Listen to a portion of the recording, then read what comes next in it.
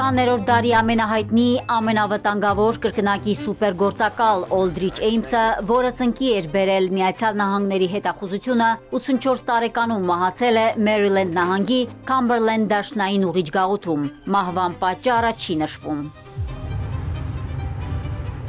ԿՀՎ-ի նախկին բարձրաստիճան աշխատակից 9 տարի լրտեսել էր նախ Խորհրդային Միության, հետո Ռուսաստանի օգտին։ Էյմսը 1994-ի ապրիլի 28-ից ցմահ ազատազրկված էր առանց վաղաժամ ազատ արձակման իրավունքի։ Աշխարհը այժմ նորից հիշել է 20-րդ դարի ամենաաղմկահարույց լրտեսական պատմությունը։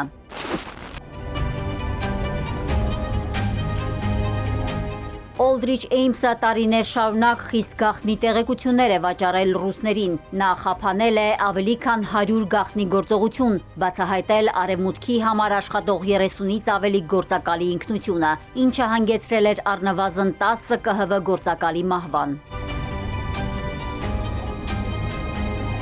ԽՍՀՄ-ի պետական անվտանգության կոմիտեի սուպեր լրտեսը հայտնի էր Կոլոկլ զանգ օպերատիվ կեղծանվամբ։ 9 տարում նա մատնել է Խորհրդային Միությունում աշխատող ԿՀՎ-ի գրեթե բոլոր գործակալներին։ Նրանցից ոմանք ԽՍՀՄ-ում դատապարտվել են մահապատժի։ Ամերիկացի կրկնակի լրտեսը 2 անգամ դավաճանել է նաև ՄԱԿ-ում ԽՍՀՄ առաքելության աշխատակից Սերգեյ Ֆեդորենկոին, որը ընկերացել էր Էյմսի հետ, նրան փոխանցելով խորհրդային հրթիռային արդյունաբերության գաղտնիքները։ Այդ ժամանակ ես մտածում էի, որ հանձնել եմ նրան, դավաճանել, սակայն իրադարձություններն ապացուցեցին, որ որևէ լուրջ վտանգ նրան չէր սպառնում։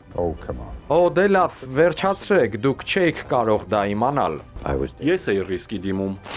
Օլդրիչ Էյմսը հանձնում էր բոլորին, վաստակելով միլիոններ։ Սկզբում ցանկանում էր պարտքերը վճարել, հետո չկարողացավ հրաժարվել շքեղ կյանքից։ Թեպետ նրա տարեկան աշխատավարձը չէր գերազանցում $70,000, ամերիկացի սուպեր լրտեսը նոր Jaguar ավտոմոբիլ ու $540,000 տուն է գնում։ ԿՀՎ-ի այդ ժամանակների ղեկավարը Էյմսին անվանել է երկրի չարորակ դավաճան։